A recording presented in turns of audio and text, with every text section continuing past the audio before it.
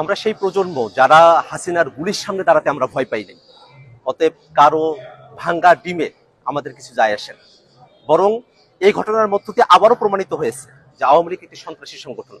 আওয়ামী লীগ যে জন্মগতভাবে এবং প্রকৃতিগতভাবে সন্ত্রাসী সংগঠন, তারা সন্ত্রাস করবে, তারা বাংলাদেশের মানুষ যারা স্বাধীনতাকামী আছে, বাংলাদেশপন্থী মানুষেরা আছেন, যারা জুলাই অভ্যুত্থানের পক্ষে শক্তি আছেন, তাদের উপরে তারা হামলে পড়বে, এটাতে আমরা আর অবাক হই না।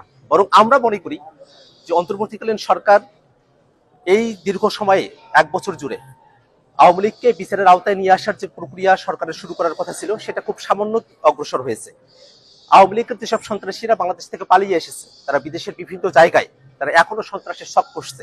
আমরা অন্তর্বর্তীকালীন সরকারের কাছে আহ্বান রাখবো, যারা দেশে এবং দেশের বাইরে আওয়ামী লীগ এবং তাদের দোসররা সন্ত্রাসের শখ করছে, তাদেরকে অতি দ্রুত বাংলাদেশে ফিরিয়ে নিয়ে গিয়ে তাদেরকে বিচারের আওতায় নিয়ে আসা হবে। এবং আমরা একটা কথা বারবার স্পষ্ট করে বলি, আজকে আমরা যখন নিউ ইয়র্কে এয়ারপোর্টে আমরা নেমেছি, আমরা দেখেছি আওয়ামী লীগের সন্ত্রাসীরা তারা যখন হুঙ্কার দিয়ে আসছিল, তারা যখন নানা অশ্রাব্য গালিগালাজ করছিল।